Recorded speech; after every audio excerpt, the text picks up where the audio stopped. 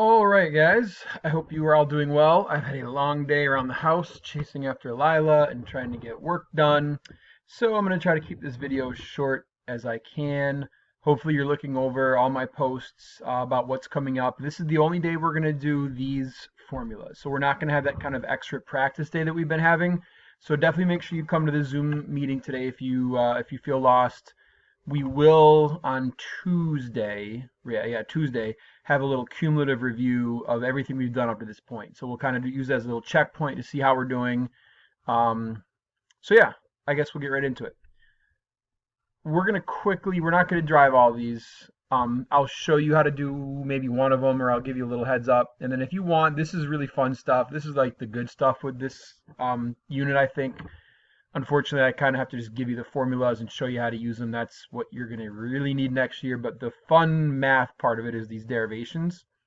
So we're going to derive the double angle formulas. So double angle is like cosine of 2a, sine of 2a, tangent of 2a, using the sum formulas that we already know.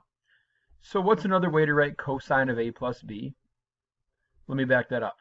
What's another way to write cosine of 2a? So if you want to pause here and try it on your own, pause now. If you need a little more, how about this? That's another way to write cosine of 2a, right? And the good news is we know how to write out the cosine of, two different things, the sum formula. So if you want to try it at this point, you can try to break that out using the formula I have above. So if you need to pause, go ahead and pause now. And if you just want to see my work, that is what it looks like, right? Cosine of a plus b is cos a cos b minus sine a sine b. But in this case, a is a and b is also a. So we get to this point in our formula, we can combine these terms, right? Cosine times cosine is cosine squared. Sine times sine is sine squared.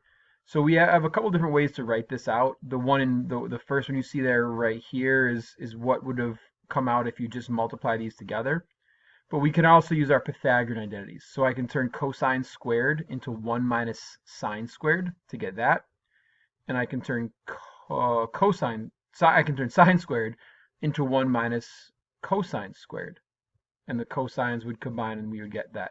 So there's actually 3 different ways to write the cosine double angle formula. You really only need to know one of them. You can kind of find the one that works best for you because we can all just interchange these using the Pythagorean identities that we know. So there's your next index card or set of identities for your question bank. So now that you see how to do this, you can try these next 2 if you want. I'm just going to unveil all of them right now. Pause. You don't need to write down all this work. Really just the things in the boxes is what you need. So there's the sine double angle formula, and then down at the bottom is the tangent double angle formula. And it just comes again from those sum formulas. All right? So there's the next 3 identities. Same thing here. If you want to mess around with these, that's how you're going to get started. So these are they're more challenging. So the sine of theta over 2. So now in these questions, if I'm given an angle theta, I can find the sine of half of that angle. And we'll work on using these in a minute. But I guess long story short, there's your sine half angle formula. This plus or minus is really important. It's a big idea we're going to talk about in a minute. But there you can see your sine half angle formula. 1 minus cosine theta over 2, all into the square root. We have our cosine of theta over 2 derivation. So if you want to mess around with this, you can try it out. I do have these completed derivations in the notes I'm posting today, the finished copy. So if you want to try them out or write them down or look at them, you can do that later. But there's my cosine half angle formula. You can see the only difference from the sine is that there's a plus here, where the sine had a minus. All right, so pause, write it down, get to the next page. So tangent I just gave you here. Tangent really is just the sine formula over the cosine formula. And we have a plus or minus again. And then we have our 1 minus cosine theta over 1 plus cosine theta. All right, so you can write those down on your own. You can look back at my notes. You can pause. Let's get into how we're going to use them. Okay, so first one I'll kind of set up with you, and then you can try this one out on your own. We have the strategies we need. So we know the cosine is 4 over 5, and we know it's in quadrant 4. So I know this is my right angle. There's my reference angle. So in this case, it's x. Cosine is adjacent over hypotenuse, and I'm going to try to give you guys nice and easy 3, 4, 5 right triangles. I think I did on these notes. So we know that's a -3. I am putting up an optional textbook assignment tonight. You do not have to do that. That's just if you want a little more practice. I'm going to put my answer key up for it as well. It's a little sloppy. I didn't really have the time or the effort to do it all over again. There's one place where I rationalize. So if it's something like this, I don't know, something like that, where I rationalize without showing the work. So just so you know, if you see some weird answer show up, it's because I rationalized. I just didn't show my work for it. But that textbook assignment is optional. Anyway, there's my triangle. There's my 3 sides. There's my quadrants. There's my values. So now we're going to find the double angle formulas for all these. Let's start with the cosine of 2x. So you can go back to your notes from the last page. The one that I always kind of gravitate towards, I don't know why, is this one. They will all get us the same answer. So I'm not going to flip back, but all 3 of those will get us the same answer. So really all we need, this is pretty straightforward. I'm just going to work left to right. It's 2 times whatever the cosine ratio is. So we know that one is 4 over 5 squared minus 1. So that's all there is to it. So I have 2. 4/5 squared is 16 25ths minus 1. So I have 32 25ths minus 1. So this comes out to be 32 25ths. Get a common denominator, minus 25 25ths. So the cosine of twice this angle is 7 25ths. So that's where the idea here is kind of a big idea. I know the measure of this angle, the cosine of this angle. So like we know it's in quadrant 4. I'm going to make up a number here. So let's say this is the cosine of 300 degrees. We know it's not that value, but I'm just going to make that number up. So what I just found, we don't know what the 600-degree angle would look like as far as the triangle goes, but really what I did was I found the cosine of twice this angle. So if this angle was 300, I just found the cosine of 600 degrees. All right? And that's what these formulas will help us do. If I don't know the exact value of something, I can use this to kind of give us that value. So why don't you pause and just check yourself here. I want you to do the sine of 2x. So same thing. If this is a 300-degree angle, I can actually use this triangle to find the sine of 600 degrees. All right, so go ahead and pause and try that now, and then I'll show you my work in a second. We'll hold off on tangent. I'm going to show you a little shortcut. All right, so there's my work. Something really nice happens here, really interesting. First of all, you can see the signs are kind of like, they're kind of baked into the question. So this 7 25ths, the negative 24 25ths, the quadrant, the sign, we don't have to worry about it. It comes out in the equation. So we're going to get back to that in a minute. But look what happened. We know cosine is adjacent over hypotenuse. So we just found the cosine of double my angle adjacent over hypotenuse. We also found the sine of double my angle, which is opposite over hypotenuse. So looking at it this way, I know the adjacent, I know the opposite, and I know the hypotenuse for this triangle. I could do the tangent of 2x. I could do my whole tan 2x formula. So tan squared a over 1 minus 2 tan a. But I already know the opposite over the adjacent. Does that make sense? I have it right here. I have the opposite for this new triangle, this new angle, and I have the adjacent. So I could do the 2 tan a, I think I misspoke last time, over 1 minus tan squared a. But I already have it. I don't need this. So I have the adjacent, which is 7.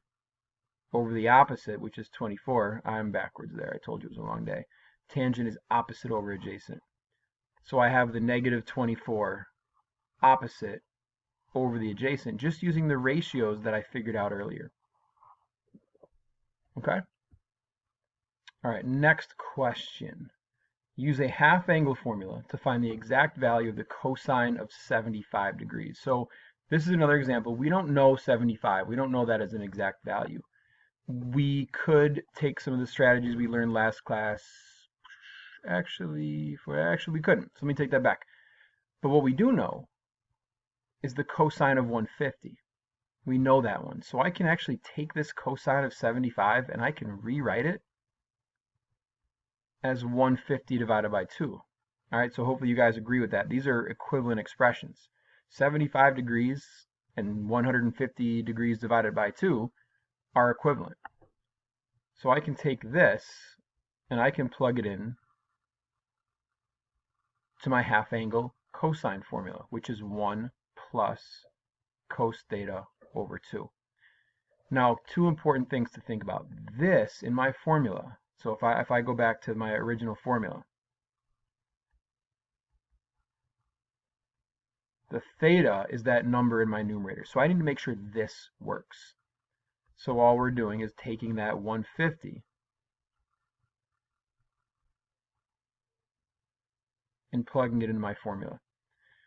So this has been a while, and I'm going to double check myself as well. 150 degrees is a quadrant 2 angle. My reference angle is 30. So here I know my cosine is going to be negative. So I'm going to have a negative value here. All right, so my 30-degree angle, if we're thinking about my relationships, I'm going to give myself the nice 1 hypotenuse there. And then that makes this the radical 3 over 2. And that makes this the 1/2. So since we're in quadrant 2, I know that cosine value is negative. Okay, so hopefully that makes sense. Now plugging this in, I'm going to go down here. I have plus or minus the square root of 1 plus, and we just went over the cosine of 150 is my 30-degree reference angle. So the 30-degree, if you're thinking about your 30, 60, 90 triangle, I think that's how most of us did it back in this unit when we were in school. That 30, 60, 90 triangle, we had our 1, 1/2, and then radical 3 over 2 relationship. So that's, if that rings a bell, that's how I found this.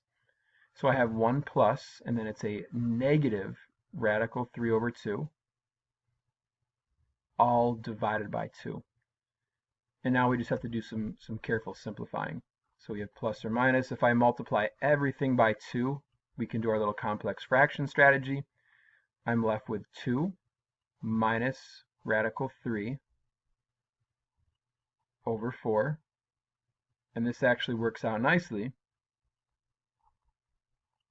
I have 2 minus radical 3 in my numerator. And then the square root of 4 in the denominator just reduces down to a 2. And here's the last step, and I just realized I'm going to have to go to a second video. I'll make the second video short. I'm really sorry about that, guys, but I'll get out of here as quick as I can. This is kind of a lot to throw at you quickly. But now we have to decide whether we want the plus or the minus for my final answer.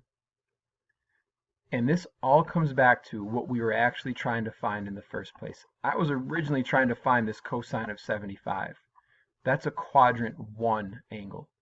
I'm not using the 150. The 150 just helped us. This is the angle I was actually trying to find. So in quadrant 1, we know cosine is positive. So I'm going to choose the positive version of my square root. So I have the square root of 2 minus square root of 3 divided by 2. So that is the exact value of the cosine of 75 degrees. Okay? So I have to end this video. The next one will be a lot shorter, but we're going to pick up right here where we left off. All right, so see you in a second.